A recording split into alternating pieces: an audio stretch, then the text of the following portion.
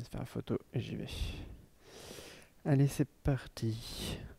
Donc, merci pour, d'une part, cette invitation. Aujourd'hui, ce que j'adore dans cette présentation, c'est qu'on va mélanger plusieurs de mes passions. Le monde de la JVM, du Java, depuis beaucoup d'années, et le monde du SQL. Et au final, c'est deux choses qui sont relativement assez âgées, mais qui font toujours parler d'elles aujourd'hui. Et d'autant plus, ça revient en force à l'aide de pas mal d'initiatives, dont Juke. Alors, d'habitude, j'aime pas me présenter, je me présente à la toute fin, très rapidement. Mais là, c'est une présentation qui est très personnelle. C'est-à-dire, je vais vraiment vous parler de qu'est-ce qui m'est arrivé depuis mes études jusqu'à aujourd'hui par rapport à Juke et au SQL. Donc, je préfère me présenter au début. Kevin, Cloud Expert sur la partie Kotlin et Google Cloud, pardon, GitLab Hero, contributeur open source, un peu partout. Je travaille chez Gradle. Gradle, il y a plein de choses, et c'est aussi grâce à eux que je suis là aujourd'hui.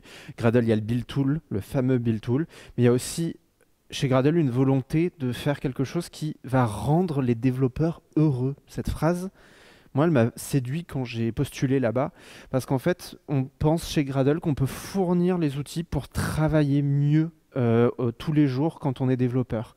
Et c'est ce qu'on appelle la DPE, la Developer Productivity Engineering. En fait, c'est l'idée d'améliorer notre tooling et d'avoir des informations sur notre build tout le temps pour pouvoir l'améliorer. Parce que si vous n'avez pas de métrique, vous ne pouvez pas savoir ce qui est à améliorer.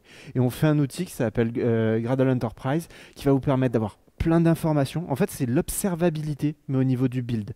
Et ça va faire plein de choses, de gestion de cache, de la gestion des dépendances pour analyser qui dépend de quoi. Les tests, ça c'est génial. Vous avez un petit PC qui est à bout de souffle. Vous pouvez lancer vos tests de manière distribuée sur des runners qui se tournent à distance. Vraiment, c'est... En tout cas, moi, travailler sans, ça devient compliqué. Donc ça, vraiment, si vous avez besoin de savoir ce qui se passe dans vos builds, n'hésitez pas. Et il y a une version SaaS gratuite, scans.gradle.com, c'est accessible pour tous. Et dans cet outil, on utilise Juke intensément. Donc vraiment, en plus, ça montre que dans des projets de prod, ce que je vais vous montrer marche. Mais je vais repartir et rembobiner au tout début pour moi. Donc le tout début, c'est là. J'ai fait mes études dans cet endroit. C'était le bureau où je bossais. C'était dans le sud-est de la France, à la Garde, à côté de Toulon. Et c'est là-bas où, sur les bancs de la fac, j'ai découvert le SQL parce que ça faisait partie des choses que j'avais un cours de 101 SQL. Et le problème, et je dis clairement que c'est un problème, le SQL m'était présenté que comme ça. Des diagrammes de Venn à outrance, des syntaxes que je découvrais en même temps que je découvrais d'autres langages comme du Java, comme du C, comme d'autres choses. Et au final, c'était un langage différent, une philosophie différente. On essayait toujours de tout résoudre en une requête. Ok, il y a un challenge, mais de l'autre côté, j'apprenais des choses qui étaient beaucoup plus impératives. Et quand on lit ça, c'est horrible. Déjà, on lit naturellement de gauche à droite, mais ici, il faut lire de droite à gauche. La donnée, alors là, on ne le voit pas. Merci mon appli de slide. On le voit, la requête la plus importante à lire est d'abord à droite et ensuite on va remonter de droite à gauche, ce qui n'est pas forcément très intuitif. Donc pour moi, c'est vraiment été un questionnement au moment où j'ai découvert le SQL, c'est quel était l'intérêt, quelle était la plus-value de tout ça. Et pour moi, au final, les databases étaient plus des data stores que des databases. J'y mettais toutes les datas dont j'avais besoin et je venais les récupérer de la manière que je pouvais, peu importe si c'était bien architecturé ou fait. Et limite, je loadais en DB et en mémoire à peu près tout ce que je pouvais pour faire le travail le plus en mémoire possible. Donc c'était une histoire d'amour qui a démarré, mais qui a mal démarré. Et en parallèle de ça, j'ai monté mon projet perso, je continue à travailler dessus, qui est dédié au podcast, qui sert à télécharger des podcasts et les avoir dans un réseau local. Et donc, j'ai eu besoin de faire du SQL là-dedans. J'ai commencé avec Java 6, donc c'était au tout début pour moi, et migration petit à petit, Java 8, alors maintenant c'est en Java 17, mais Java 8, j'ai découvert quelque chose, ce type de programmation. Vous voyez à gauche comment on pouvait coder avant Java 8, et avec Java 8, on peut coder comme ça l'est à droite. C'est impératif versus déclaratif. J'ai mis en couleur les concerns.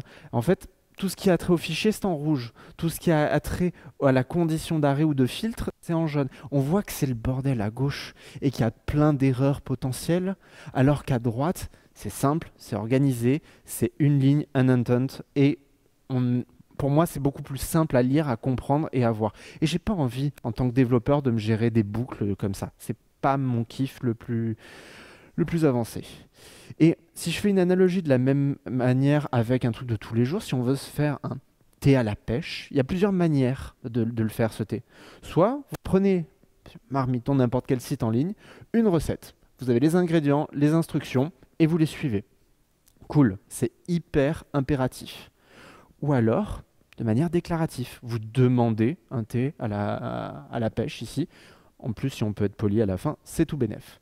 Et donc, c'est vraiment la différence de paradigme pour moi que j'ai découvert avec ce passage de Java 6 à Java 8. Et chez moi, c'était vraiment une épiphanie. C'est le modèle que je veux adopter, la manière dont je veux travailler, parce que répéter des conditions constamment et faire des trucs hyper impératifs, c'est pas là où je m'amuse le plus. Et petit à petit, derrière, j'ai découvert le cloud. Et quand on regarde avec des serveurs à outrance et des Kubernetes, ben, on a la même chose, la même philosophie se retrouve dans des concepts d'infrastructure. Dans Cube, vous allez faire un... Alors, c'est pas du SQL, hein, effectivement, mais c'est un truc où vous allez décrire ce que vous voulez. Vous ne dites pas comment le faire, vous ne dites pas au système déploie-moi ce truc et if machin, la machine est disponible, tu le mets là ou là. On dit juste je veux 3 réplicas d'un Nginx qui va tourner. Le système va trouver pour vous là où le pod doit tourner. Et j'ai mis pas mal de temps à comprendre et je me suis vraiment fait mal à essayer d'éviter le SQL, mais 10 ans après, en fait, j'ai compris que le SQL, c'était purement déclaratif. Et si vous connaissez bien les principes Java et potentiellement ceux de Java 8 que je vous ai montré, on voit qu'en fait, il y a une relation quasi 1 pour 1 entre des concepts SQL et des concepts Java. Il y a un très bon article écrit par Lucas Eder, l'éditeur de la librairie Juke, là-dessus. Et en fait, quand on voit ça, bah, d'un coup, ça devient plus clair. Ce qu'on sait faire avec du Java, bah, au final, en comprenant les alternatives dans le monde SQL, on va pouvoir suivre ce pattern-là. Et donc, pour moi, ça a été l'idée de, OK, je vais utiliser le SQL dans le monde Java à partir de tout ça. Donc, Java plus SQL, comment on organise tout ça? Bah, la réponse première, généralement, c'est JDBC. JDBC, c'est la manière officielle et disponible pour tous pour faire du SQL dans le monde Java. Là, vous avez un bout de code. C'est du Java 17, donc LTS et compagnie. On pourrait peut-être même utiliser les nouveaux patterns avec la structure de concurrency, avec les nouvelles versions. Mais là, j'ai fait simple. C'est du Java et on va utiliser JDBC. On voit déjà que c'est une string pure, la requête SQL. Donc déjà, si vous voulez conditionner les paramètres du where, ça va être coton, il va falloir gérer. Le premier, c'est un where, les seconds, c'est des end ou des or. Il va falloir concaténer ça correctement. Ensuite, on voit que les paramètres, alors si j'y arrive avec ma petite souris, les paramètres sont, le point d'interrogation, on voit que c'est un numéro ici. Donc, l'ordre des paramètres rentre en compte. Si vous gérez encore une fois des paramètres multiples ou des conditions qui vont rajouter des conditions, eh ben, ça va devenir galère. Ensuite, on se retrouve à gérer le résultat comme un élément en mémoire et sur lequel on va pouvoir itérer avec une notion de spatialité dessus, avec des next et autres. C'est pas forcément encore une fois très user-friendly. Et ça, c'est encore une API d'aujourd'hui. Et on voit que certains champs qu'on avait en haut dans le select, on se les retrouve ici encore. Donc ça veut dire qu'on se répète. Il peut y avoir un problème et ça va être plus compliqué à maintenir. Des objets qu'il faut auto-closable ou pas, il faut gérer leur cycle de vie et retourner un objet. Donc on voit que c'est compliqué, ce genre de choses. Mais ça, c'est parce que JDBC, d'une part, c'est vieux. C'est une vieille librairie, c'est un vieux pattern qui a été mis en place en 97, donc le deuxième Jurassic Park sortait. Je ne savais pas qu'à l'époque, il y en aurait 6. Mais c'est aussi l'une des plus importantes. C'est quasiment celle qui a fait la notoriété de la JVM et de Java en général, parce que c'est ce qui permettait de se connecter à quelque chose et d'aller récupérer de la data. C'est une qui a été vraiment extrêmement supportée, à tel point que des implémentations JDBC pour des choses qui n'étaient pas des databases ont existé. Database ou pas, d'ailleurs Elastic avait un client JDBC pour Elastic. Donc c'est pas vraiment du SQL, mais ça va récupérer de la data. J'en ai même vu coder, ne jamais faire ça, par-dessus des web services REST. Pourquoi faire ça? Pourquoi pas, pourrait-on dire? Mais bon, l'idée c'est que ça permettait vraiment d'avoir une API au niveau de la JVM pour faire ça. Mais par contre, cette API est bas niveau. Ça a vraiment été pensé, c'est pour ça que c'est si compliqué, pour être utilisé dans des librairies pas pour être utilisé en tant que end-user tous les jours sur vos projets. Et donc on se retrouve avec notre DB, c'est une complexité, c'est quelque chose qu'on doit connaître, et JDBC. Et on parle d'ailleurs de driver JDBC, ce qui se dit bien à quel point la complexité de cet élément est importante. C'est la dernière couche de code avant un appel natif au système sous-jacent. Derrière, je ne sais pas si vous avez eu à les manipuler, moi par chance, j'ai pas eu à jouer avec en prod, on a eu les EJB. Vraiment, si vous en avez maintenu en prod, bravo, hein, c'est une galère. Et ce qui est bien, c'est qu'on voit que la mode, ça tourne, ça ressemble beaucoup à ce qu'on verra un peu plus tard sur des frameworks récents. Mais ça, c'était des EJB. J'ai tenté d'en faire tourner un pour cette présentation, j'ai jamais atteint le bout de cet exemple, donc ça reste que sur des slides. Hypothétiquement, ça marche. Mais l'idée, c'était de décrire des objets et des repositories, comme on les appelle couramment aujourd'hui, avec beaucoup de XML. Bon, maintenant, on fait beaucoup d'YAML. Je ne sais pas si on y a gagné. Mais avec pas mal de descriptions où on va dire, bon, bah ça, c'est tel champ, tel truc, tel truc. Et on va mettre les requêtes qui vont être représentées par les méthodes de notre repository.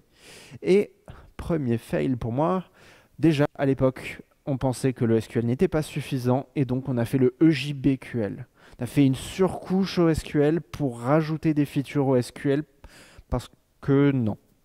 Moi déjà, ça c'est un truc qui me gêne. J'ai donc besoin d'apprendre le SQL et le JBQL. Et quand ça va péter, je ne saurai pas de quel côté ça vient. Ça, c'est quelque chose qui va vraiment me gêner. Et bien sûr, je vois des EJB, Database, JDBC, Application Server, EJB et les EJB Query Language. On a besoin de tout ça pour faire une requête en DB. Fait beaucoup, hein. Vraiment, vraiment beaucoup. Les stacks traces, déjà à l'époque, on s'en plaignait tellement elles étaient grosses et qu'on avait des complexités à débugger tout ça. Malgré tout, de ce monde-là sont sortis les ORM, qui ont vraiment cette vocation d'aller faire de la requête et de faciliter la vie pour mapper ça dans des objets Java. Donc en fait, en tant qu'user, on ne voit pas la requête SQL. Il y en a plein qui sont sortis de ça, Hibernate, Eclipse Link, OpenJPA et d'autres implémentations. Ça a vraiment été une idée d'avoir quelque chose au-dessus, et c'était le but de JDBC, d'avoir quelque chose au-dessus qu'il consomme. Et en Java, ce qui est top, je trouve, c'est qu'on connaît tous ce XKCD de on va faire un nouveau standard et ça va créer une énième librairie. En Java, ça n'a pas été le cas et ça a été pour une fois très bien fait. C'est la Java Persistence API, JPA, qui va permettre de mettre au-dessus des ORM une couche logique simple entre guillemets, mais qui va permettre de se dire, bon, les ORM, vous ne regardez pas trop dedans, il y a une API standard, vous l'utilisez, vous pourrez tout faire avec. Encore une couche. Alors, l'avantage, c'est que là, on n'était plus sur de l'API que sur de l'implem, donc on ne les voit pas dans les stack traces. Et donc, comment on utilise ça? On va les utiliser avec plein d'annotations. Il y avait du mode XML avant, je suis resté light. On va sur des POJO avec des annotations, des getters, des setters, des call code très important de les faire constants en fonction des datas. Donc ça, c'est une des erreurs les plus couramment faites, d'utiliser les ID. Quand les ID sont setés par la DB, le equals et le hashcode vont évoluer. Or, on veut quelque chose qui soit assez stable. Donc voilà, il y a vraiment beaucoup de problèmes à gérer ce genre de choses. Et on le voit, ça a été pensé pour partir de l'objet et travailler sur la DB. Object first. Il y a même des systèmes, Hibernate en premier, qui, ils le disent clairement, ne l'utilisez pas, hein, mais qui peuvent vous générer votre modèle de DB à partir de vos objets. Ne le faites pas. Tout le monde le fait. C'est en tout cas beaucoup de fois où j'ai eu à intervenir pour aider sur des debugs de DB. Comment était généré votre modèle? On prend les objets, on génère. Donc ça amène pour moi un très gros problème. Mais ça, c'est pour stocker. Mais si je veux les lire, les données, comment je fais? Dans ce monde JPA, on a deux solutions, elles sont toujours valides, hein, avec, alors là c'est un find all, un mode qui ressemble, mais qui n'est toujours pas du SQL. C'est une string, encore une fois, en plein milieu de mon code, et c'est du JPQL, donc un héritage de le JPQL, et en plus c'est pas type safe, c'est à vous de dire le type de retour. Le truc n'est pas capable de savoir le type par rapport à ce qu'on lui a donné. Ils ont même développé récemment un plugin qui va lire votre code et qui va jeter une erreur à compile time. Heureusement, mais bon, pourquoi pas le mettre directement dans le fonctionnement de la lib? C'est un truc qui m'a toujours gêné. Et à côté de ça, si vous ne vouliez pas faire des requêtes trop compliquées dans des strings, vous aviez la possibilité, c'est les criteria query, d'utiliser une API qui se voulait proche du SQL. Encore une fois, c'est pas du SQL, parce que vous voyez, sur le résultat d'un query from, donc le from est en premier, on le passe ce résultat à un select.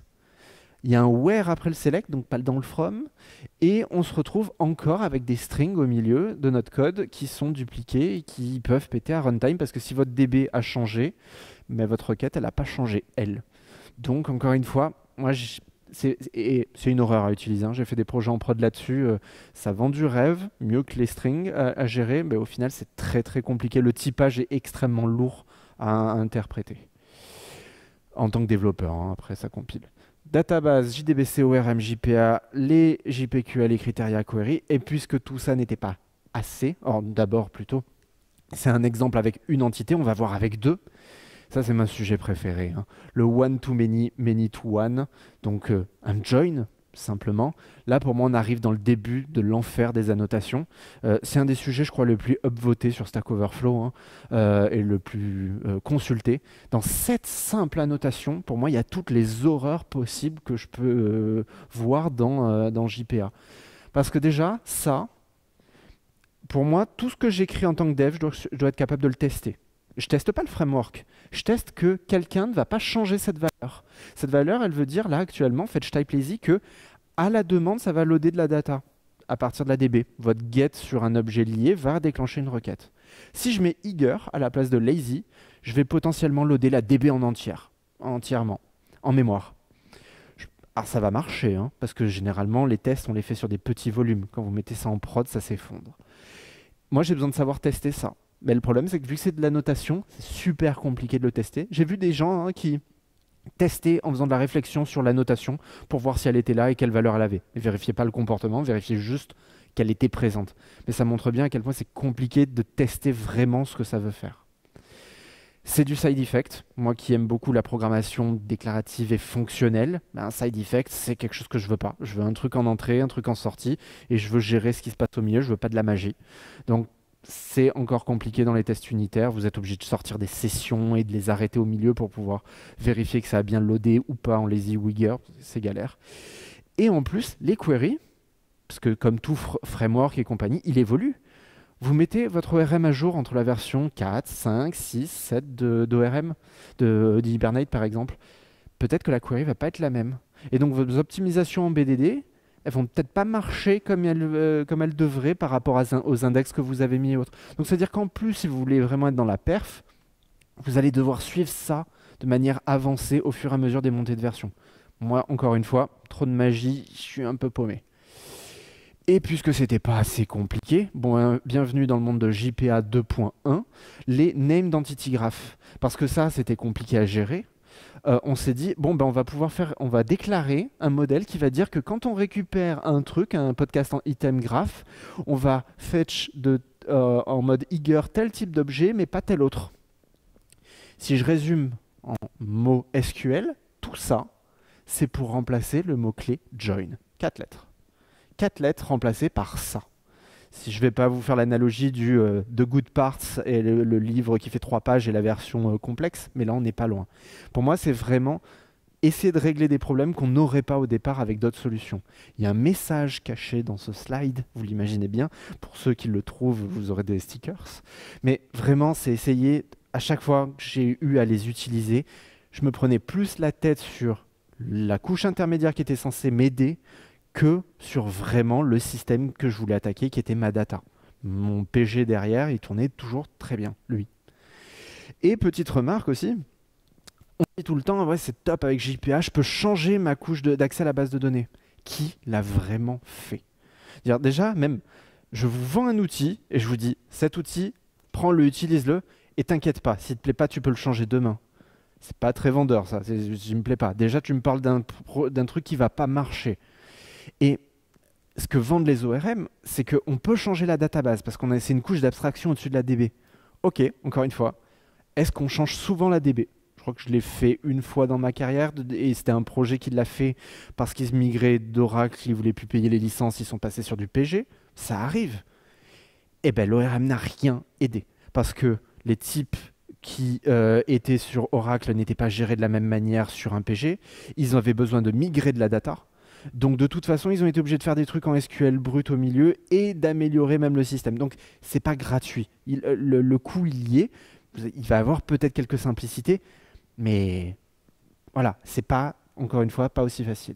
Et on peut encore aller plus loin, c'est ça qui m'éclate. Et Quarkus a fait un truc top, ils l'ont sorti la semaine dernière, je ne l'ai même pas mis dans le slide parce que sinon ça fait troll. Mais toutes ces librairies sont dit c'est trop compliqué, ce truc de JPA, on va faire par-dessus encore quelque chose. Ça ressemble beaucoup aux EJB, hein, si on regarde, hein, ça n'a pas si mal vieilli.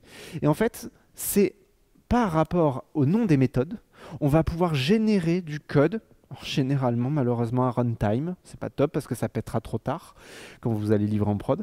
Certains le font à compile time, Micronaut par exemple, mais ils vont générer du code SQL en fonction de votre code Java. Donc si on regarde à droite, vous avez la requête qui va être générée par le truc de gauche. Donc from, ça utilise le typage qui est passé dans les generics. Le where, c'est les paramètres et un bout du nom de la méthode. Et le select, donc la projection, c'est le type de retour. Désolé, encore une fois, il y a moins de caractères à droite, c'est plus clair, c'est plus simple. Il y a moins d'indirections. Il y a quand ça pète, limite vous savez pourquoi. Là, c'est moi perso. Et pourtant j'aime beaucoup ce qu'ont fait les projets Spring Data, JPA et compagnie. Mais encore une fois, trop de magie pour pas grand chose. Et en plus, encore une fois, si c'est fait à runtime, c'est une catastrophe en termes de perf. Et côté Quarkus, récemment, ils ont mis une API qui permet d'être fluent dans les streams Java. Ça ressemble un peu à ce que fait LinkQ, je trouve, côté .NET. Ok, encore une fois, mais moi, donne-moi ma requête SQL, je vais m'en sortir. Voilà, tout ça. Tout ça pour aller chercher une donnée et l'afficher généralement dans du JSON, dans une UI. Il y a peut-être moyen de faire un peu mieux. Et déjà, alors je mets même plus à jour ce slide parce qu'il a 13 ans. Je crois que maintenant ça doit faire 14. 14 ans, une question avait été posée sur Stack Overflow. Quel est le meilleur ORM? Bah déjà, la réponse la plus upvotée, c'était arrêter les ORM. La date, hein, 2009. Je fais une présentation, on est en 2023 pour la vidéo. C'était déjà un sujet à l'époque. Et pour moi, ça ne s'est pas amélioré aujourd'hui. C'est toujours un problème. Et au final, si on ne veut pas se prendre la tête avec l'intermédiaire, ben, on peut virer l'intermédiaire. Donc encore une fois, on met les ORM de côté et on va se reconcentrer sur le SQL. Et pour ça, on vire toutes ces briques une à une. On va rester sur le driver, puisque c'est la brique la plus bas niveau. Et on va rajouter Juke. Sachant que Juke fonctionne avec JDBC, mais aussi avec R2DBC, qui est l'implémentation réactive du monde JDB, de connexion à la DB. Donc vous pouvez très bien faire du réactif en plus, sans forcément changer de brique, ou comme avec Hibernate, où il y a Hibernate réactive et Hibernate standard. Là, c'est directement compris dedans. Et Juke, vraiment, il est là pour vous simplifier la vie, devenir le plus transparent possible, mais vous assurer en termes de développement. En fait, Juke, c'est juste est un grand mot, une DSL sur du Java. Une DSL Java, pardon, sur du SQL. Donc, au centre de Juke, c'est le SQL tout le temps. Cette requête SQL qui est hyper basique, bah, si on la transforme en Juke style, ça donne ça. Déjà, très peu de changements. Je passe entre les deux hein, pour qu'on voit, hein, hormis quelques indentations, quelques cases, des parenthèses pour des appels de méthode, c'est la même chose. En fait, si on l'utilise dans un exemple de code, mon find all de tout à l'heure, bah ici, je vais pouvoir créer mes champs, podcast ID, title, URL, je vais donner mes types, et je vais les utiliser. Et là, vraiment, ce code compile et fonctionne. Hein. Il y a un repo si vous voulez. Vous allez faire la requête, fetch, et derrière, vous allez le mapper vous-même dans l'objet qui va bien. Et cet objet, derrière, a les éléments qui... C'est un objet Java standard, il n'y a pas d'annotation, il n'y a rien. Hyper basique. En fait, si vous connaissez un tant soit peu le SQL ou vous le découvrez, bah, vous arriverez à utiliser Juke. Juke, ça doc, c'est du SQL. C'est vraiment comprendre le SQL. Mais l'exemple que je viens de vous montrer, ne le faites pas, sauf sous certaines conditions, il n'est pas type safe. Vous avez vu que j'ai mis un cast, il y a une méthode cast, UID, string, string ici, parce que c'est moi qui ai forcé le type. Mais ça, c'est parce que Juke, il est database first. Ça veut dire que quand vous allez vouloir utiliser Juke, la meilleure manière d'utiliser Juke, c'est d'utiliser son générateur. En fait, le générateur, c'est une appli Java standard qui va se connecter à votre DB. Alors, ça peut être une DB de prod, ça peut être une DB que vous avez là pour l'occasion. Il va lire et extraire le schéma de cette DB pour ensuite générer du code Java. pas du bytecode, pas des choses à runtime. Vous allez avoir accès au code source de choses générées par Juke. Tips, j'en parlais avec la DB, utilisez, si vous voulez faire du SQL sérieusement, utilisez des gestionnaires de version de DB. Sans ça, vous ne pouvez pas faire de la prod, pour moi c'est impossible. Liquibase, Flyway sont de très bons projets. Choisissez-en un, mais utilisez-les. Et en fait, ce générateur, généralement, on le fait tourner juste, on spawn une DB dans un conteneur ou quoi que ce soit, on y applique Flyway, Liquibase, peu importe, ça met le modèle dans un état qui est l'état de prod qu'on veut, et le générateur, avec soit la CLI, Ant, Maven ou Gradle, il va se connecter, il va faire sa tambouille, sortir vos fichiers. Fichier Java 7+, de toute façon vous en foutez, c'est pas du code que vous allez modifier, hein. Donc il peut être Java 7, ça suffira. Scala ou Kotlin. Donc peu importe ce que vous utilisez, vous allez même pouvoir avoir, moi perso, j'utilise la version Java dans du monde Kotlin, parce que c'est compatible, et que je l'utilisais avant que Kotlin soit supporté côté Juke. Donc vraiment, encore une fois, très simple. Et donc, quand on va utiliser ce qui a été généré, on va avoir ça. Ce code-là, c'est la requête SQL. Là, c'est la version Juke. Il y a encore moins de différence. Il n'y a plus cette notion de field, parce qu'en fait, ces objets, podcast.id, title, URL, sont des objets statiques importés des classes qui ont été générées par Juke. Je vais juste les consommer. Si on regarde ce que ça fait sur mon find all, bah, ça ressemble plus qu'à ça. Et, désolé, je lis ça. Je sais ce qui va se passer. Il n'y a pas de magie au milieu, c'est un select from, order by, j'ai exactement ce que je veux. Et ici, les champs sont typés fortement parce que j'ai cette information venant du modèle de données. Et dans l'API de Juke, elle est immense, hein. C'est généralement quand vous faites point quelque chose après le where ou quoi que ce soit, le point, vous avez une liste dans votre IDE qui est longue comme le bras parce que Juke va vous fournir plein de choses.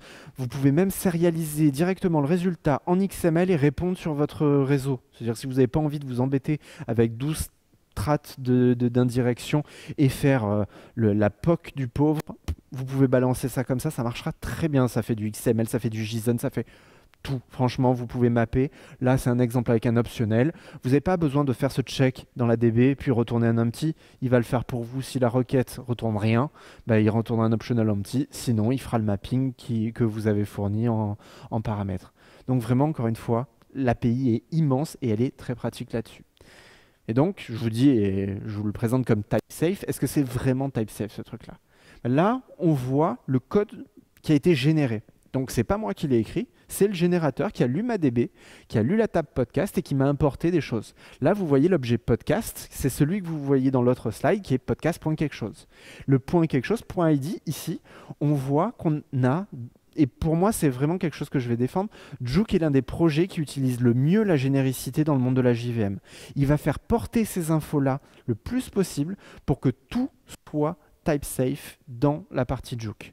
Alors quand je dis type safe, c'est un fait. Si vous avez, je l'ai vu récemment malheureusement, si vous avez dans votre DB que des strings pour tous les champs, même les ints, bah, ça va être type safe, hein, mais techniquement votre logique elle va peut-être pas être bonne. Mais par contre ça va faire des jointures entre des trucs qui vont marcher. Donc c'est type safe, c'est pas dumb safe on dira. Et là donc il y a vraiment toute l'information qui est portée. Encore une fois, ça vous l'écrivez pas, vous le consommez après en termes de développeur. Et donc je ne fais pas l'affront de lancer l'IDE, hein, mais si je fais un find one, ici j'ai un UID en paramètre, je peux le passer à ma méthode .eq pour equals avec l'ID. Cette méthode n'accepte qu'un UID. Si je lui mets une simple string, il m'enverra me faire voir à compile time. Donc j'ai l'erreur beaucoup plus tôt, c'est beaucoup plus pratique. Parce qu'au final, vous voulez, encore une fois, et j'insiste là-dessus, vous ne voulez pas d'erreur à runtime. Le plus tôt vous avez un problème, le mieux c'est. Ces requêtes, elles ont beau être simples, vous allez vouloir voir ce qui se passe quand même.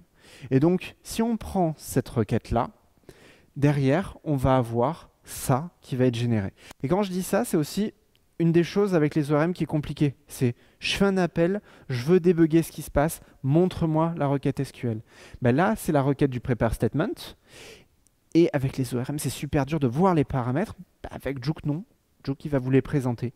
En fait, Juke, vous allez pouvoir voir ça. Alors, ne vous le mettez pas en prod, hein, encore une fois. Mettez-le en dev pour les tests unitaires. Si vous avez dans votre classe pass SLF4J et une librairie de logging standard, et ben Juke va vous imprimer dans vos tests, vous le mettez Juke en debug, hein, il va vous imprimer le prepare statement, la requête qui va effectuer et même un résultat en mode ASCII art qui va vous dire voilà, c'est les résultats de votre requête. Donc j'ai même plus besoin d'ouvrir mon IDE de DDB préféré à côté pour aller faire ma requête. J'ai de suite la requête et le résultat. Après, je peux bidouiller quand même à côté, mais là, ça me permet vraiment d'avoir ça en termes d'expérience développeur, c'est vraiment parfait. Soyons justes, là c'est un exemple avec une seule entité. On va faire la même chose qu'avec les @many-to-one dans le monde Juke. Il n'y a pas de surprise. Select, alors là vous avez tous les champs, from, inner join. Alors zoomer sur la requête sera plus simple. Le select, déjà, truc top, je load que ce dont j'ai besoin. Si j'ai 50 champs sur mes podcasts et 50 champs sur mes covers, je ne vais pas tout loader. Je vais prendre que les 6 champs que j'ai besoin d'afficher. Mon from, inner join, on. Je pourrais même me passer du on parce que Juke connaît les relations entre les tables, donc il sait faire. Mais c'est du SQL standard, encore une fois, rien de magique. Et après, order by, limite 3. J'optimise, je fais exactement ce que je fais faire ce que j'attends au système. Et derrière, vous voyez que là, j'ai plus d'infos. J'ai pas besoin d'un autre Pojo, d'un autre Attentities ou ce genre de choses. Je vais mapper dans un objet que j'ai créé pour l'occasion, qui pourrait même être créé dans cette même classe au passage, podcast with cover, et j'ai un sous-objet à l'intérieur. Vous avez la liberté de mapper dans ce que vous voulez. Si vous voulez mapper dans des maps de object, vous pouvez. Là, vous avez tout ce que vous voulez pour le faire. En fait, c'est du SQL standard. Il n'y a rien de magique. Et très souvent, on me dit « Ouais, mais c'est ennuyeux ton truc, il n'y a pas de magie. » Oui, c'est volontaire. Je ne veux pas qu'il y ait de magie dans mon code. Parce que mon appli que je déploie, s'il y a un business derrière ou quoi que ce soit, ma valeur, elle est certes dans l'appli, mais elle est surtout dans les datas de mes clients. Et me dire, je l'ai vécu et j'ai aidé des gens dans cette situation, qui après une mise à jour de leur ORM favori, ont perdu leur DB. Parce qu'il y avait un lien, un bug qui avait été corrigé avec un delete en cascade et qui s'est fait en prod. Et on se retrouve à restaurer la DB et analyser pourquoi ça s'est passé. Donc moi, je ne veux pas de magie dans mon code parce que la data, c'est vraiment la chose qui, demain, pourrait faire que le business est cool. Donc, je le traite correctement. Mais par contre, c'est pas pour ça que ça doit être chiant. Y a des choses qui peuvent être un peu plus simples dans le fonctionnement de Juke. Par exemple, ici, c'est la même requête qu'au coup d'avant, sauf que Juke, encore une fois, il connaît les liens entre vos tables. Donc là, je peux podcast.cover.url. Et en fait, Juke, c'est le chemin pour passer entre podcast et cover, parce qu'il connaît le lien de clé primaire, clé étrangère. Et donc, il va automatiquement rajouter de l'information dans le join. Et derrière, vous avez juste un petit peu moins codé et ça va faire le taf comme il faut. Et vous aurez la même requête générée. Et le cas qui est le plus... Alors c'est vraiment sur ça que les ORM généralement plaisent, c'est les relations NM, quand on en a avec des tables de jointure au milieu. On a nos podcasts, on a nos tags et nos podcasts peuvent avoir plusieurs tags et les tags peuvent avoir plusieurs podcasts. Là, les ORM vont bien faire le taf parce qu'ils vont vous mettre le many-to-many avec la liste des liens manipulables dans les deux sens. Et généralement, quand on fait une requête SQL, on a ça. Et ça, c'est chiant parce qu'il faut qu'on se tape nous-mêmes en tant que développeur, in memory, la déduplication des trucs de gauche pour faire que le truc de droite soit un tableau. Donc, c'est galère. Dans Juke, il y a une super fonctionnalité qu'on appelle les multisets. Alors ça pourrait mériter encore une fois une presse entière sur cette feature qui est pour moi magique. Là, vous le voyez, Java 17, record, accessible, tout est simple. Il y a zéro réflexion dans le code.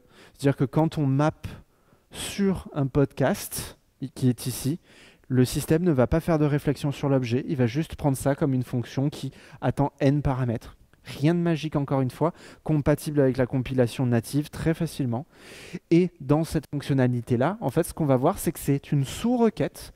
Donc là, mon podcast, j'ai les infos qui vont bien. Mais le multiset, je vais dire, va me chercher pour ce podcast sur lequel tu es, sur cette ligne-là, va me faire une autre requête qui va correspondre. Alors, le lien important, il est ici, avec le podcast ID, qui est le podcast que vous voyez en premier là-bas. Et ce système va juste aller faire une sous-requête et mapper le résultat de cette sous-requête dans dans un énième champ, ici le 4e champ. Et le mapping, encore une fois, dans un objet Java, tout bête, tout simple. Et ce que je vais... bon, un slide que j'ai oublié de passer. Ce que ça va générer, c'est ça. En fait, ça va utiliser des super fonctionnalités avancées de vos DB. Là, c'est PG et sa gestion des JSON arrays. Ça peut le faire avec du XML aussi, d'ailleurs. Ça va faire une sous-requête pour vous qui va faire le taf correctement et qui va vous retourner in memory ou en SQL en tout cas. On aurait ça. Et après, derrière, bah, lui fait son mapping automatiquement pour ramener ça dans un tableau de tags associé à un objet podcast. Donc encore une fois, même sur du NM, vous allez avoir quelque chose qui va marcher et qui va faire peut-être un petit peu de choses pour vous améliorer la vie, mais derrière avoir des objets simples à gérer. Si votre DB ne sait pas gérer ses syntaxes ou un petit truc particulier, dans l'exemple que je vous ai montré tout à l'heure, il y avait un limit. Je vais peut-être me rebouger là. Il y avait un limit. Le limit est un standard, mais malheureusement pas connu de tout le monde, de toutes les DB. Donc sur PG, MySQL, MariaDB, vous l'avez. Cool. Donc, le code Juke qui est là va générer ça. Par contre, si vous êtes sur du SQL Server, ça fera un top 3 à la place. Donc vous écrivez du standard, ça va générer le truc spécifique à votre DB. Donc vous avez cette couche de vous vous embêtez pas, vous faites du SQL. Si vous êtes sur de l'Oracle un peu vieux, Oracle jusqu'à la dernière version, je crois, ne supportait pas ni limite ni top et quoi que ce soit. On était obligé d'écrire à peu près des choses comme ça. Moi, je veux pas être celui qui tape ça juste pour faire un limite. Hein. Là, ça va utiliser les row numbers et ce genre de choses. Là, ça va le faire pour vous, encore une fois. Vous codez du standard, ça va utiliser les fonctionnalités disponibles pour vous fournir une fonctionnalité équivalente. Donc ça marche pour le standard, mais on peut même aller plus loin. Ça peut faire l'inverse du non-standard qui est connu par une DB, et ça peut vous le mettre à disposition sur du PG, par exemple. Pour donner un exemple, moi, j'aime pas du tout la notion de l'insert into. Dans la lecture, un insert into, on dit qu'on insère dans quelque chose, et ensuite on donne une liste dans l'ordre dans lequel on veut l'insérer. Et pour moi, c'est la notion d'ordre qui me gêne. Si j'ai envie de changer cet ordre-là, il faut que je le change sur toutes les lignes qui suivent. Et donc là, je vais me retrouver, si pas de bol, les deux champs consécutifs sont des strings, eh ben, je peux en oublier d'en switcher un ou avec un autre, et j'aurai pas de compilation, d'erreur à la compile, j'aurai des erreurs au test, voire plus tard en prod. Donc ça, moi, cette syntaxe, je l'aime pas. Elle génère ça. Donc là, c'est, encore une fois, ça, on ne pourra pas la changer, cette syntaxe, dans du PG, par exemple, ou dans du standard SQL. Mais ça existe, la syntaxe qui dit qui utilise la syntaxe du update pour faire des inserts. Donc là, on va faire des sets consécutifs, et on va mettre le champ qu'on veut, sur quelle colonne on veut faire cet insert. Et on les répète n fois. C'est peut-être un tout petit peu plus verbeux, il y a plus de sets, forcément. Mais par contre, on est sûr là-dedans, on peut changer l'ordre, on peut faire ce qu'on veut dans sa construction, même on peut rendre dynamique la construction des trucs. C'est vraiment mieux. Mais par contre, au niveau de PG, au niveau de votre BDD, ça va utiliser de l'insert standard. Donc encore une fois, vous pouvez utiliser une super feature qui n'est pas standard, celle-ci ne l'est pas, pour améliorer votre code. Elle est connue parce que c'est MariaDB et MySQL qui l'utilisent, mais derrière, ça va générer un truc pour vous beaucoup plus clean. Donc voilà, avoir ce non standard, mais mis à disposition, parce que peut-être que demain, ce sera un standard. Et il y a plein de choses, parce qu'on ne connaît pas assez, alors là c'est sur des inserts, on ne connaît pas assez le SQL. Là, le onDuplicateKeyUpdate, ça, le nombre de fois encore, comme je l'ai cité tout à l'heure, où on va checker que quelque chose existe dans la DB. S'il existe, on fait un truc. S'il n'existe pas, on en fait un autre. Vous payez un round trip réseau, vous payez de l'égresse quand vous êtes sur du cloud en plus. Vous complexifiez tout alors que on a des opérateurs pour ça. S'il y a une duplicate key, tu vas juste updater le champ. Et ça, vous pouvez le faire très facilement. Juke a les primitifs qui vont bien. Vous en avez même avec des gestions de conflits. Vous pouvez dire sur quel... Parce qu'encore une fois, vous créez une clé d'unicité. Juke a cette information-là puisqu'il a le générateur qui va bien et qui va la retrouver, cette donnée. Donc vous allez pouvoir dire sur quelle notion de conflit vous allez vouloir déclencher une chose ou une autre. Donc encore une fois, moins d'aller-retour en DB. Faites porter les trucs compliqués à la DB, elle sait très bien le faire. Donc en faisant ça, on a moins de code à Java. Alors c'est sûr, il y a moins de choses à faire, hein, mais moi je préfère. Et derrière, on a des requêtes comme ça. Ouais, elles sont violentes. Quand on n'a pas l'habitude de voir ça, là, tout ça, oui. Mais ça marche. Ça marche et ça vous enlève du code. Il y a des personnes qui me disent non, mais ça, c'est trop compliqué, je veux pas l'utiliser dans mon code. Ah oui, donc tu préfères réinventer la roue, faire plus de tests, avoir plus de bugs, alors que ça a été testé et PG, c'est un projet qui tourne depuis 30 ans, quasiment 30 ans maintenant. Donc, non, pour moi, on utilise les choses comme si demain je vous disais de coder en Java sans faire de if. Peut être un peu compliqué, c'est faisable, il y a des initiatives, mais c'est compliqué. Donc pour moi, vraiment, Juke, il est là pour être votre meilleur ami quand vous utilisez du SQL. Mais encore une fois, les frameworks, machin, bidule, ils sont mieux parce que quand vous voulez faire un CRUD, par exemple, ils vont être plus simples. Mais encore une fois, ils ne sont pas type safe. Et dans Juke, vous allez avoir des alternatives pour ça. Les Active Records, c'est un pattern. Il y a la même chose chez Quarkus, avec Quarkus Panache, qui sont une notion d'Active Record. Un record, si on fait simple, c'est une ligne dans la DB. Mais avec Juke, vous allez pouvoir dire, bon, bah voilà, tu me crées un record de type podcast, tu set un ID, tu le refresh. Refresh, il va faire le select. Là, zéro optimisation. Il va loader la table entière dans l'objet Juke, dans le record. Mais par contre, vous avez la version simple pour aller loader un truc depuis votre DB. Donc pour un CRUD, une démo ou quoi que ce soit, ça fait le taf et c'est pas pire. Au moins, vous avez le contrôle sur cette partie-là. Pareil, donc là, c'est encore un test où je crée un record, je le load, je change, je fais un update et derrière, je peux l'appliquer et je vérifie que mes champs sont bons. Et encore une fois, vous avez un Active Record qui va faire le lien entre vous, votre code et votre DB. À vous de l'utiliser ou pas, vous n'êtes pas obligé, mais vous y avez accès. Il y a plein de super méthodes utilitaires dessus qui vont vous permettre de travailler de manière assez avancée, encore une fois, entre vous et la DB. Et si vous voulez, et j'ai connu des personnes qui utilisaient beaucoup cette fonctionnalité, jusqu'à les rencontrer, je ne comprenais pas l'intérêt, c'est les DAO. En fait, si dans votre Maven, Gradle, plugin, Juke de générateur, vous faites juste DAOs true, il va générer un truc qui ressemble beaucoup à du JPA. Techniquement, il sait même générer les annotations JPA qui vont avec. Donc vous pouvez vivre dans les deux mondes si vous avez envie de nouveaux défis dans votre vie. Mais il va vous les mettre à disposition et vous allez pouvoir les utiliser avec des trucs qui ressemblent aux repositories, il les appelle DAO. Le truc, c'est que ça, il n'y a rien de fait à compile time ni à runtime. Le code, vous y avez accès. C'est le générateur qui les a. Donc vous pouvez faire un commande-clic là-dessus, rentrer dans le code et regarder ce que Juke va faire pour générer cette requête. Donc il les génère, contrairement au framework à la mode, vous allez avoir là toutes les méthodes. Bon, alors si vous avez 50 champs, vous allez avoir 50 fois n fois le nombre de méthodes qu'il y a par champ. Donc vous allez pouvoir en avoir beaucoup. Mais c'est écrit, c'est fait, c'est pas pour vous. Donc vous le consommez, vous l'écrivez pas, vous êtes content. Et derrière, vous pouvez les consommer comme un bin standard dans n'importe quel framework, librairie qui existe. Vraiment, encore une fois, très simpliste. Et même au-delà de ça, vous avez accès à tous les avantages des Active Records, en plus de ceux des repositories. Donc vous avez toutes ces super méthodes qui vont vous permettre de faire du taf que vous n'écrirez pas en SQL. Mais on a beau dire faire, moi je préfère la version SQL parce qu'elle me permet d'avoir vraiment quelque chose où j'ai le contrôle sur le code et où je vais pouvoir faire des choses beaucoup plus avancées qui ne seront pas limitées au Hello World du SQL qui vont être des inserts et quelques recherches. Donc pour moi en fait le SQL c'est vraiment un monde infini dans lequel j'avance petit à petit et où je vais découvrir des super features qui vont me permettre de ne pas coder des choses moi dans mon code mais de le faire à la DB. Et quelques exemples là-dessus et de manière safe surtout. C'est ce qui me plaît.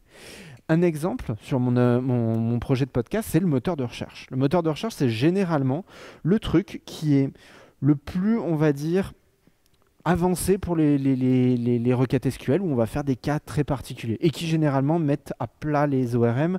Quand j'ai converti du mode ORM au mode Juke, ce moteur de recherche, j'ai fait un x100 sur les perfs. Je n'y croyais pas alors que j'avais un volume qui n'était pas énorme en plus. Avec une database de, je crois, j'étais à 200 ou 300 000 objets fois 100 sur les requêtes. Voilà. Ce moteur de recherche est très simple. C'est un champ qui vous permet de taper pour chercher dans deux champs qui sont les titres ou les descriptions. Les tags, quand je veux travailler avec les tags, je vais pouvoir filtrer les items en fonction des tags. Les items, au passage, sont sur les objets podcast, mais pas sur les items des podcasts. On va voir le modèle juste après. Mais ça veut dire qu'il y a un lien indirect. Des éléments pour filtrer ou pour ordonner. La pagination, qui est toujours le grand sujet de débat et qui, même là dans l'exemple, je vous montre une chose à ne pas faire, mais qui est un sujet. Et cette recherche, elle est applicable de manière générale à toute l'application ou seulement à un podcast si j'en ai envie. Donc ça, en fait, quand vous codez ce genre de choses, la meilleure chose, là vous voyez, j'ai une appli qui quand même n'a que 5 tables. 5 tables déjà, rien que pour ça, j'ai un avantage à utiliser ce type de framework comme Juke parce que ça va me faciliter la vie. Et quand vous avez un modèle et que vous voulez l'implémenter avec des requêtes SQL, gardez toujours une version du modèle de données quelque part. Généralement, les devs avec lesquels j'étais qui travaillaient sur cette partie-là, ils avaient ça en fond d'écran de leur machine. Juste parce que c'est la base. Si vous voulez savoir comment on va d'un objet A à B, vous devez avoir cette représentation assez souvent en tête. Donc là, on va l'implémenter ensemble. Une recherche. J'ai quasiment mappé un pour un les champs de la UI sur des champs typés dans ma méthode. Avançons. La query, la première, donc c'est la fameuse string. Si la string est empty, je fais une non-condition, donc j'ignore. Sinon, je vais juste item.title, contain inner case, je fais avec un or pour l'autre. Assez simple. Là, j'ai une condition, la query condition. Je vais continuer. Ça, c'est celle qui est un peu plus avancée. C'est ça la notion des tags que je vous disais tout à l'heure. Pour trouver le tag lié à un item, il faut que je passe par le podcast. Donc là, ce que je vais faire, c'est que j'ai reçu la liste des tags. Je vais streamer dessus et je vais créer des sous-requêtes à la volée en fonction de ce stream. Et à la fin, je vais juste faire un reduce en prenant toutes ces requêtes et en faisant un end dessus. Donc si elle est vide, j'ai une non-condition. Si j'en ai une, j'en aurai qu'une. Si j'en ai plusieurs, j'aurai des end entre. Donc ça me permet juste d'avoir le lien entre mes objets. Ensuite, les deux autres sont assez basiques, vous voyez, avec des isempty ou des nuls pour vérifier si je dois filtrer de manière globale ou sur un podcast. Et à la fin, je me retrouve en tant que dev, j'ai toutes mes conditions, je vais juste les mettre dans un gros end et j'aurai ma condition de travail. Et un des éléments sur lesquels les ORM sont totalement impuissants, c'est sur l'optimisation des requêtes. Moi, je sais que fonctionnellement, ma page n'affichera que 12 résultats. 12, c'est fonctionnel, c'est comme ça.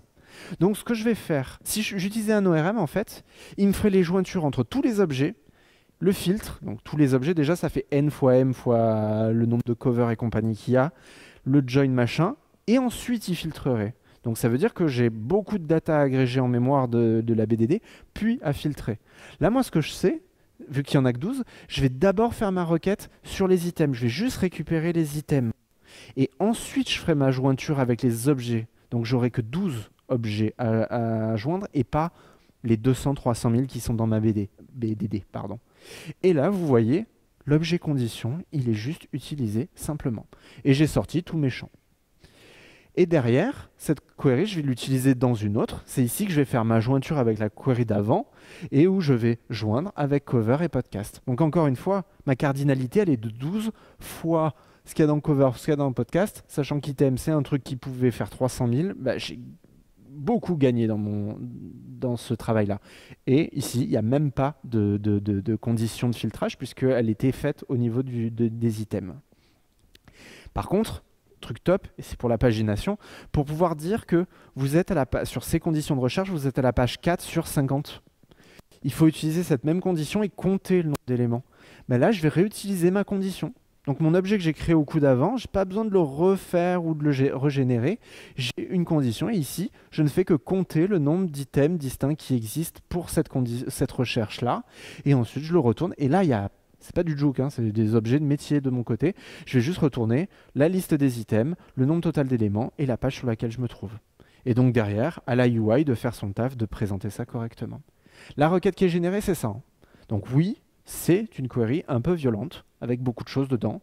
Là, d'ailleurs, vous voyez dans le where qui est là-haut, c'est le fameux end que je disais avec les tags, pour avoir plusieurs tags. Mais ça, encore une fois, c'est un round trip DB. J'ai pas eu besoin de faire 2-3 appels pour aller choper cette data. Le système va le faire pour moi. Et encore une fois, vous pouvez très bien brancher Juke en mode JSON et retourner directement ça sur la sortie standard, ça marchera très bien. Donc voilà, moi je préfère gérer ce genre de choses, ça marche top. J'ai une input, je génère du SQL, je récupère la data, je l'affiche. Rien de compliqué, c'est vraiment, quand on dev avec ça, on ne se prend pas la tête. Et vous utilisez toutes les fonctionnalités du SQL. C'est ça qui est top. Dire que très souvent, et je le troll quand je le dis, le nombre de personnes qui mettent sur leur CV qu'ils ont les compétences SQL, mais qu'ils n'ont pas de connaissances SQL depuis la version SQL 92, moi désolé, un truc que je n'ai pas revu et que je n'ai pas mis à jour depuis une spec qui date de 92, je le mets plus sur mon CV, c'est que je le connais pas. Il y a eu 30 ans depuis. Donc voilà, et depuis SQL 92, il y a plein de choses qui sont arrivées et qui sont disponibles partout et que malheureusement on n'utilise pas assez. Les common table expressions, vous venez de le voir dans la requête que j'ai fait, c'est cette partie-là. Ce que je disais au tout début de la présentation avec les requêtes imbriquées de gauche à droite, ça maintenant on n'est plus obligé de le faire. On va faire une common table expression avec ce with et on va donner un nom à cette table intermédiaire et on va pouvoir la consommer dans la partie suivante. Donc au lieu d'avoir une grosse requête sous requête ici, on va avoir un with au début et on va donner des noms aux choses. Ici, c'est les filtered items, alors que tout à l'heure, dans le premier exemple que je vous ai donné au début de la presse, on ne comprenait pas ce que c'était ce truc en dessous. Ici, vous pouvez en avoir même plusieurs de requêtes. Et les requêtes peuvent, entre elles, récupérer des datas pour que la première soit basée sur la deuxième, la troisième et la quatrième. On peut même le faire récursif, mais ça fait mal à la tête. Et moi, ce que je trouve vraiment pratique là-dedans, ce qui est vraiment pratique au niveau SQL et des moteurs de DB, c'est que ça, il va pouvoir l'optimiser. Parce qu'il sait que cette partie-là, si vous en avez 3 de with, il va pouvoir potentiellement les faire en parallèle. Alors que quand on avait des from et des trucs imbriqués, c'était beaucoup plus compliqué pour le moteur de déduire les optimisations. Autre exemple, des stats. J'ai fait un moteur de stats sur l'applicatif qui ne sert à rien si ce n'est juste s'amuser avec du SQL encore, je le dis clairement.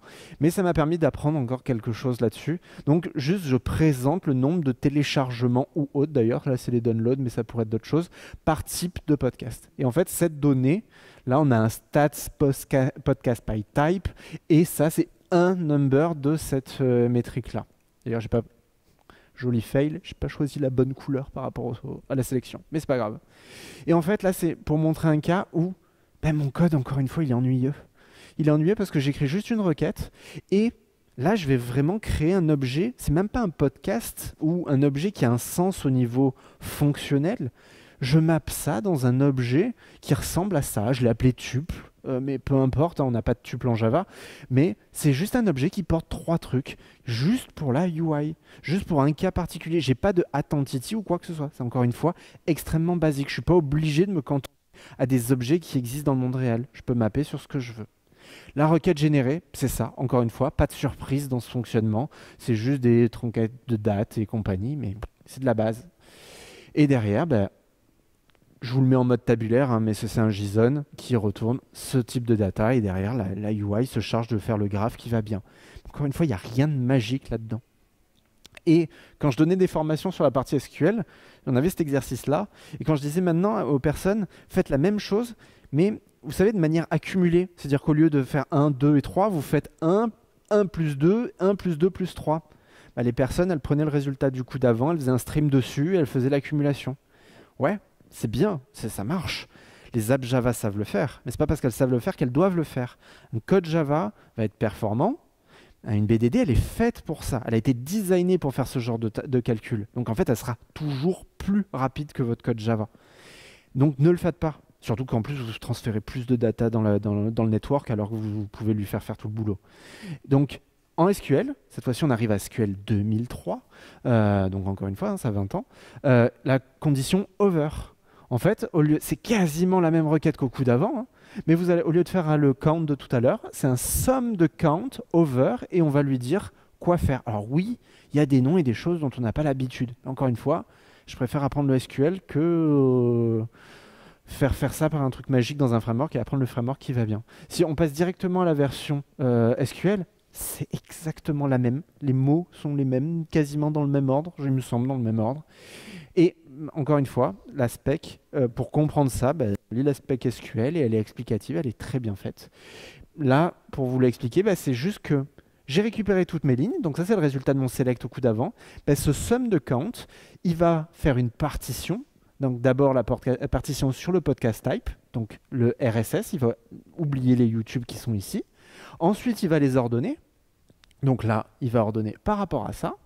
Et pour finir, il va faire ce truc un peu compliqué, row between the unbounding preceding, donc qui veut dire entre la ligne où je me trouve et la première, toute celle avant moi. Bon, quand je suis la première ligne, bah, il n'y a personne avant moi, c'est moi-même. Donc entre moi et moi-même, et ensuite c'est n current row, bah, donc moi et moi-même, ça fait la même valeur à droite. Mais quand on fait ça et qu'on arrive sur la deuxième, bah, la précédente, elle existe, c'est la première, et donc là, il va faire la somme des deux. Et ensuite, on continue avec la suivante, et il va refaire le même travail avec la somme des 3 et 2 et 1. Et donc, les résultats, vous les voyez à droite. Et, bah, partition suivante, il va faire le taf d'après de la même manière. Donc, encore une fois, ça, vous ne le codez pas dans votre code, vous le faites faire par la BDD, il va faire le taf, et des fois, ça ramènera beaucoup moins de data côté app. Ensuite, encore une fois, ça, on est sur du SQL qui existe et qui est standard, mais si votre BDD elle a des syntaxes extrêmement propriétaires, moi, j'adore PG. C'est vraiment, j'ai une passion pour cette BDD qui commence vraiment, qui date, hein, et qui est toujours et de plus en plus connue et reconnue pour ça. Et il y a un type qui est dedans qui s'appelle le JSON-B. Le JSON-B, vous allez pouvoir l'utiliser juste en déclarant le type dans votre création, le DDL qui va bien. Mettez une valeur par défaut, ça coûte pas plus mal, et ça coûte pas plus cher, et en plus ça permet d'être nul safe la majorité du temps. Et vous allez avoir un objet qui va être un objet JSON propre et sur lequel vous allez pouvoir utiliser des opérateurs. Désolé, les opérateurs, moi j'ai du mal à m'en rappeler de qui fait quoi, mais il y a plein d'opérateurs. Vous allez pouvoir manipuler du JSON, rentrer à l'intérieur, faire des requêtes sur ces éléments JSON. Là, si on regarde, l'avantage en plus du JSON-B, c'est qu'il est binaire. Ça veut dire qu'il est stocké. Alors ça a un impact, pas au niveau performance, mais surtout sur le format des données quand elles sont stockées. Mais derrière, vous allez même pouvoir mettre des index sur les champs des objets JSON à l'intérieur de vos colonnes. Donc derrière, vous allez pouvoir optimiser vos requêtes par rapport à ça. Donc ça peut être top quand vous avez des structures que vous ne connaissez pas à l'avance et qui sont spécifiques à la ligne sur laquelle elles se trouvent. Et donc, avec Juke, de base, vous n'avez pas ça. Parce que ce n'est pas quelque chose qui est prévu dans le framework, mais vous pouvez l'utiliser. Parce que Juke met à disposition dans la lib tous les outils qui ont permis de créer Juke. Donc en fait, vous allez pouvoir créer une simple méthode statique. Il n'y en a pas plus simple en Java. Hein. Une méthode statique qui va faire l'appel à l'opérateur qui va bien pour faire ce que vous voulez. Moi, je préfère lire un JSON pass que ce truc, ou un ASCII qui est ce truc. Et derrière, vous allez pouvoir l'utiliser comme c'est marqué en haut, donc end ASCII de machin à gauche, machin à droite. Donc c'est les types field de JSON-B et string de passe. Ok. Donc vous avez réussi là à étendre le framework, la librairie, pour pouvoir travailler avec des types custom. Et si, petit bonus, vous faites du Kotlin, ce que j'adore avec les extension functions, vous allez pouvoir écrire un truc comme ça qui va rajouter une méthode sur ce type. Et donc, c'est la même chose. Et d'ailleurs, Kotlin le compile en méthode statique, comme on l'a vu avant. Mais vous allez avoir une écriture plus fluente avec des points ASCII ou des points pass qui vont vous permettre d'utiliser ces trucs-là. Et derrière, ça va faire exactement ce qu'on attend du SQL standard. Et ça va vous permettre de taper sur les champs de votre JSON. Donc, on a le meilleur moteur de BDD avec le meilleur moteur qui permet de faire un truc qui est comme du NoSQL. Le meilleur des deux mondes. Pour moi, il y a des solutions qu'on peut un peu pousser et on peut commencer à utiliser des moteurs qui marchent. Top. Ce talk, il est à propos de Juke et ça, c'est vraiment l'idée. Mais en fait, quand on y réfléchit, tout ce truc, Juke, il est centré sur le SQL et donc en fait, cette présentation, c'est vraiment le meilleur entre Juke et le SQL et on ne peut pas les dissocier. Juke pour moi était la meilleure solution pour apprendre le SQL et encore aujourd'hui j'apprends énormément de choses en utilisant Juke, en lisant les articles des développeurs de Juke et juste en faisant quelque chose sur une méthode, sur un objet de Juke pour voir tout ce que je peux faire et dire ah c'est quoi ce nom, j'ouvre, j'ai le lien vers la doc qui le supporte et comment je l'utilise. Et on pourrait se dire pourquoi le SQL? Pourquoi c'est si important aujourd'hui de faire du SQL? C'est parce que, état de départ, le SQL c'est déclaratif. Du SQL qui a été écrit en 92, donc la première spec, tourne encore aujourd'hui sur des moteurs PG standards et n'importe quel BDD compatible SQL 92. C'est rare dans notre monde de tech qui évolue très vite d'avoir des trucs d'il y a 30 ans qui tournent encore sur des sans avoir besoin de monter des mainframes ou ce genre de choses et de l'émulation. Là, c'est standard. En fait, vous dites au système ce que vous voulez et lui va l'interpréter différemment. La seule différence entre maintenant et il y a 30 ans, c'est que ça va juste être plus rapide. Mais sinon, c'est la même syntaxe. Et le SQL est maintenant partout. En fait, Spanner, c'est une des fameuses BDD côté Google qui a cassé le théorème de Cap. Alors, cassé juste qu'il a réduit tellement qu'il n'a plus de sens. Mais il est compatible, PG d'ailleurs. C'est même au-delà d'SQL, il a une interface PG. Vous pouvez taper avec un JDK custom, mais vous pouvez taper avec vos requêtes SQL.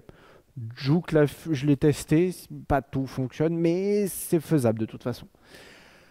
AlloyDB, c'est un PG distribué dans le cloud. En fait, PG a eu la très bonne idée de séparer son moteur d'exécution et son moteur de stockage. Google a fait son implème. Le stockage est distribué, le moteur l'est aussi, et derrière, ça vous permet d'avoir un vrai PG, c'est le vrai runtime, que vous allez pouvoir connecter à vos apps, donc worldwide et compagnie. Si la version cloud gérée par Google ne va pas, la version open source de Yugabyte existe aussi, c'est juste à vous de l'opérer, c'est la différence entre le manager et l'opérer et le do it yourself. Mais encore une fois, des opportunités de PG distribuées, en fait, aussi on voit très souvent des gens qui disent ouais mais les BDD ça scale pas. Non, c'était avant. Maintenant ça scale. On a des solutions, il faut juste y aller. Et généralement les problèmes c'est parce qu'on ne sait pas faire scaler tout ça. Mais maintenant on a des solutions. Des moteurs comme BigQuery par exemple. BigQuery a jeté un système de requêtage pour mettre du SQL standard.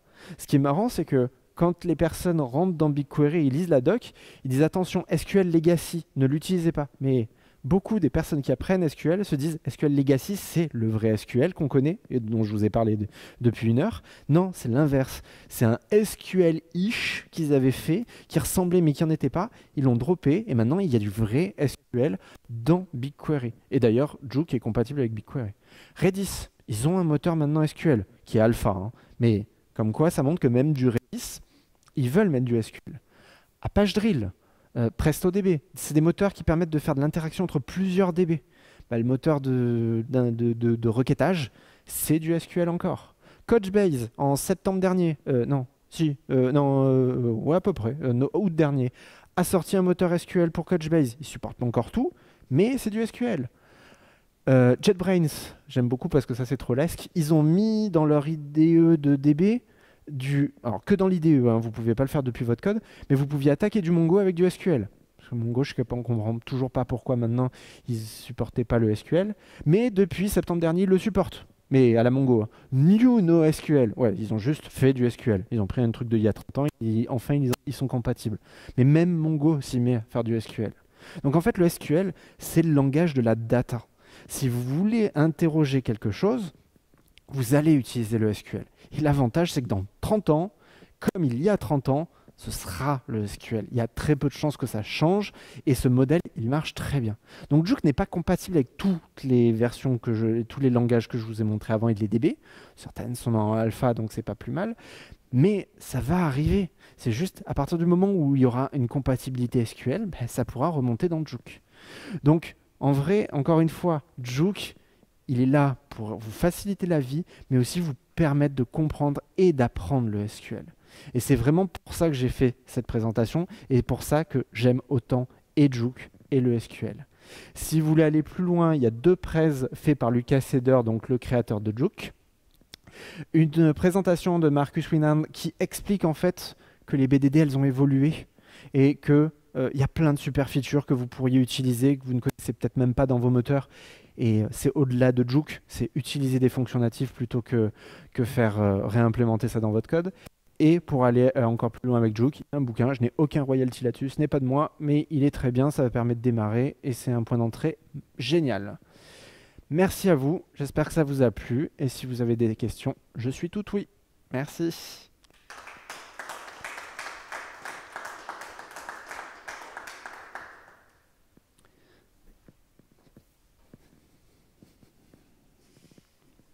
Vous étiez 2, donc vas-y, je t'écoute.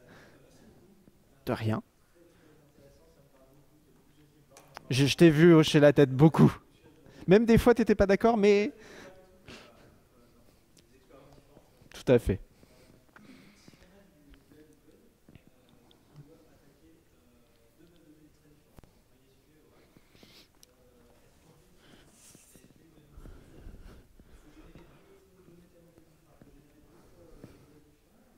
Pour moi, tu généreras deux modèles différents, oui.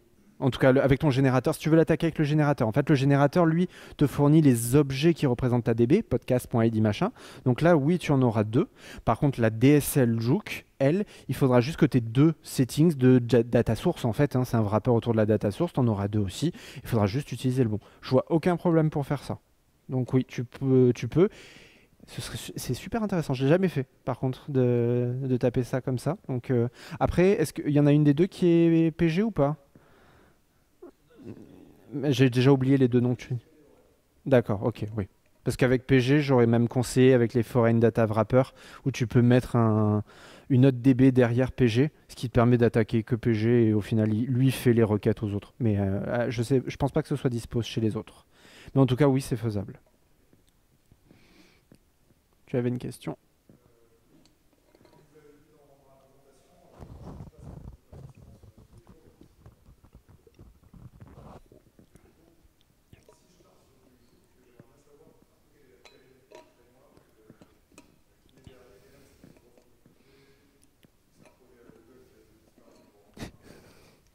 Ils font pas que ça. Euh, pour dire, Juke, je l'ai découvert en 2012 dans un jug à Nice, donc le Riviera Jug, présenté par Lucas Eder à l'époque. Le projet avait déjà 4-5 ans, donc je crois qu'il doit être de 2008-2007. En 2023, il y a une entreprise derrière, Data Geekery, qui certainement n'embauche pas 850 personnes, hein, mais qui n'a pas vocation à disparaître. Le projet est open source. Donc de toute façon, si au pire il sera juste pas maintenu, mais le truc existe. Le nombre de librairies pas maintenues qu'on a dans nos ClassPass, des fois est un peu fou. Mais personnellement, je vais pas le signer avec mon sang si demain tout disparaît, mais c'est périn. C'est quelque chose qui tient et qui va pas disparaître, abandonné. Il y a un modèle commercial derrière aussi d'ailleurs. J'en parle pas dans la presse. Juke, vous utilisez des DB open source, vous avez accès à Juke, c'est open source. Vous utilisez des BDD closed source, Oracle par exemple, c'est un détail, payez pour Juke. Vous êtes obligé d'avoir une licence pour utiliser Juke. En fait, si vous payez cher pour une DB, Juke induit que vous pouvez le payer aussi. Et donc lui, à ce modèle-là, où les BDD closed source, ou en tout cas sous licence payante, vont financer Juke aussi. Donc pour ton cas, ça amènera une licence, malheureusement. Mais je le conseille, malgré tout. Et elle n'est pas énorme. Ça. Il y a une double licence. Ouvrir le site irait plus vite que pour moi de dire une bêtise. Mais c'est si tu, pour répéter, alors, si tu veux le nom explicite de la licence ou... Alors la normale, je crois que c'est soit MIT, soit Apache quelque chose. Et l'autre est closed source. Je crois qu'ils ont fait une Juke licence exprès pour dire, si, encore une fois, si vous payez pour votre moteur de SQL des dizaines de milliers d'euros par an, vous pouvez donner 300 balles à Juke par an. On est là-dessus. D'autres questions? Oh. Oui.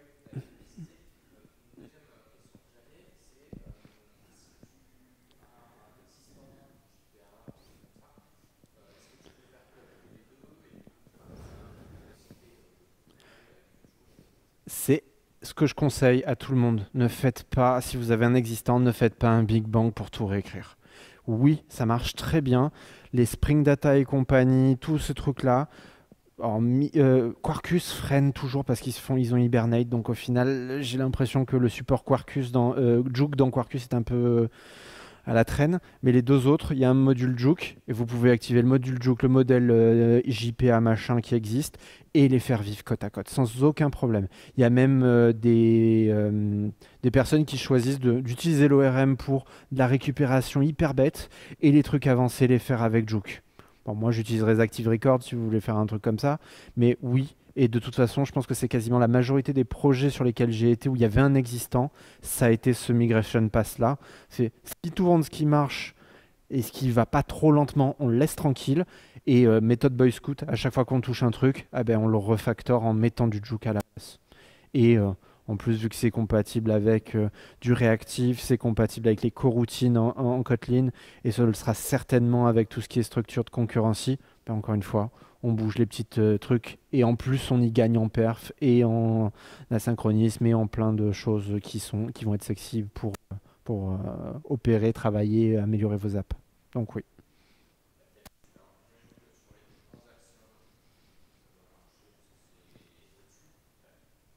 Euh,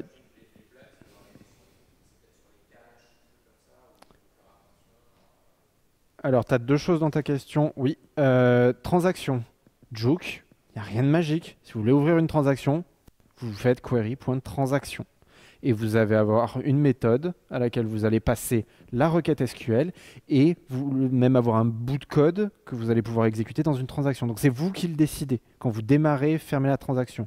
Vous pouvez vous brancher dans les systèmes transactionnels, transactional des frameworks et compagnie. Il faut juste activer la feature. Mais si vous êtes en Juke en mode standard, vous allez devoir le faire vous-même.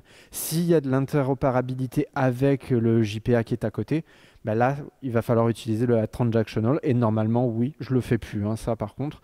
Donc je ne pourrais pas te le signer. Mais normalement, oui, ça va fonctionner. Par rapport au cache, et ça c'est une question qu'on me pose souvent d'une autre manière, c'est est-ce qu'il y a une gestion de cache dans Juke? Non, il n'y en a pas. Si vous voulez du cache, mettez-le. Mettez sur les méthodes qui vont bien un caféine ou quoi que ce soit et mettez en cache et tapez dans le cache avant et ensuite tapez dans le Juke derrière. Donc oui, s'il y a un truc avec du cache et qu'il n'y a pas un flush qui est fait par la partie JPA, la partie Juke, elle va attaquer directement la DB, vous allez peut-être avoir un problème. Donc oui, ça c'est un truc à prendre en compte quand on vit dans un écosystème mixte.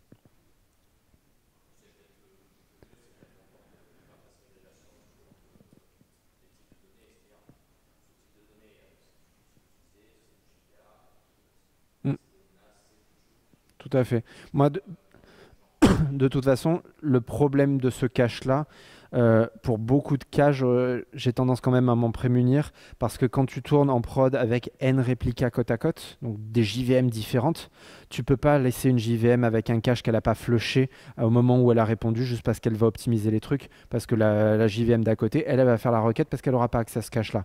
Et gérer un cache distribué, bah, c'est chiant. Donc, la requête, une fois qu'elle a été faite, elle est faite. Tu flushes et tu réponds à l'end-user. Et au moins, tu es sûr que si tu n'as pas une éventuelle consistance au-dessus d'une DB qui est consistante à l'origine. Donc au final, de ce fait-là, j'avais pas les problèmes avec Juke et JPA parce que j'avais forcé JPA à être appliqué tout de suite plutôt qu'être in memory quand ça allait pas.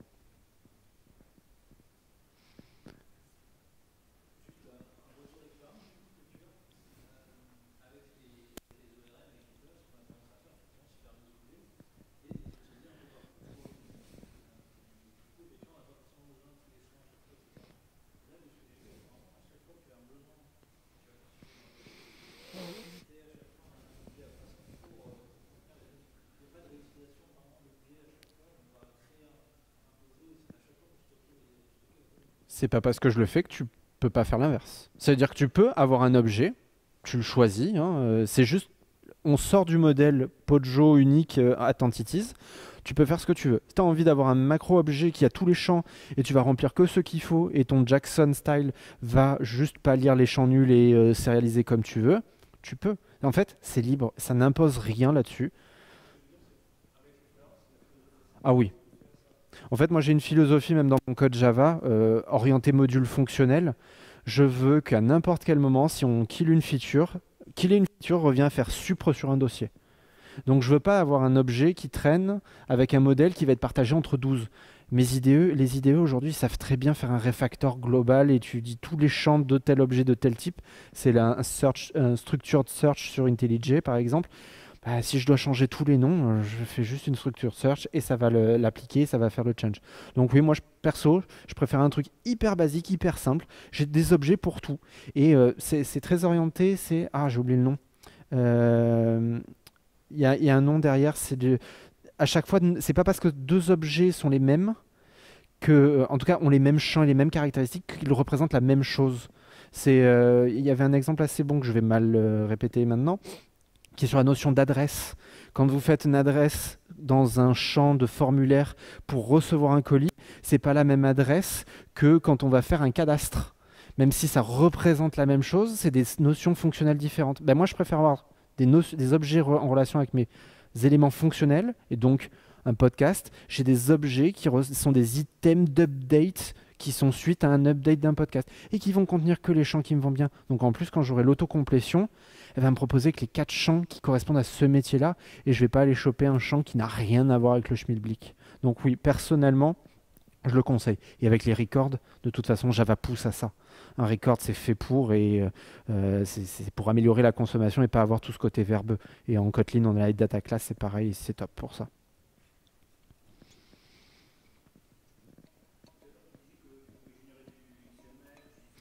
Oui.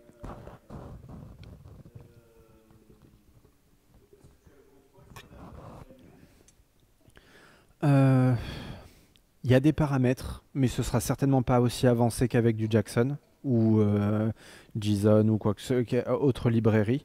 Je l'ai malheureusement assez peu utilisé parce que j'ai pas eu les cas d'usage pour ça. Il y a du paramétrage, mais après, encore une fois, si c'est juste pour des cas extrêmement basiques, je suis sûr que ça fait le taf.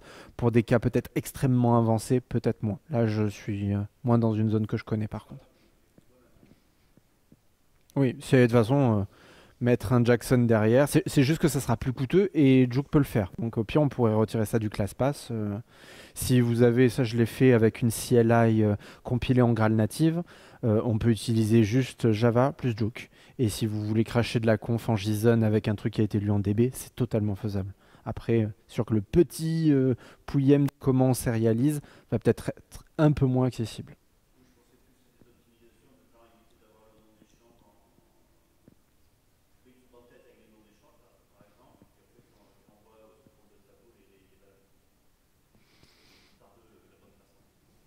Ah oui, oui.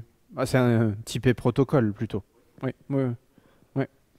Non, ça, je pense pas qu'il le fasse. En tout cas, je l'ai pas vu. C'est pas dit. L'API est tellement grande que je suis peut-être passé à côté. Mais en tout cas, ça me parle pas comme ça.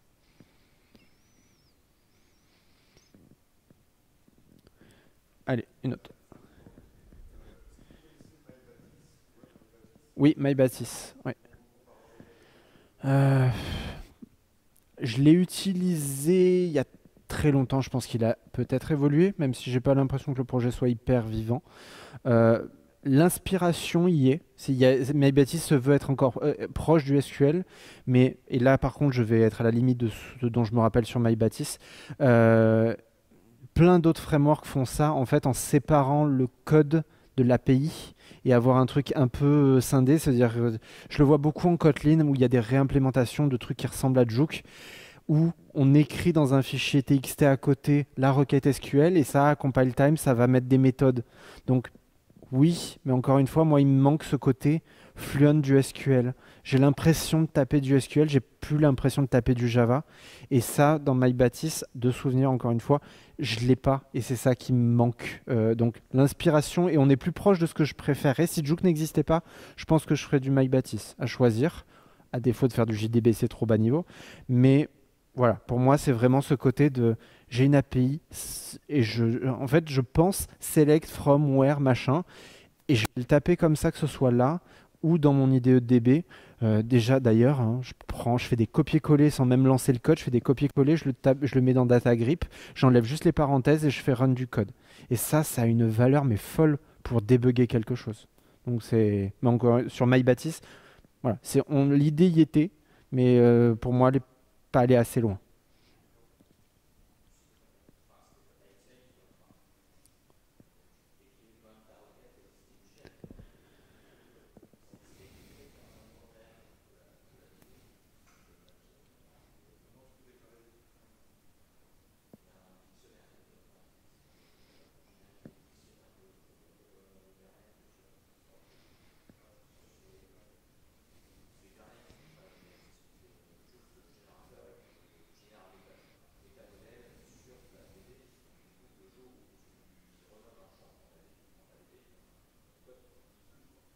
Oui, c'est ça.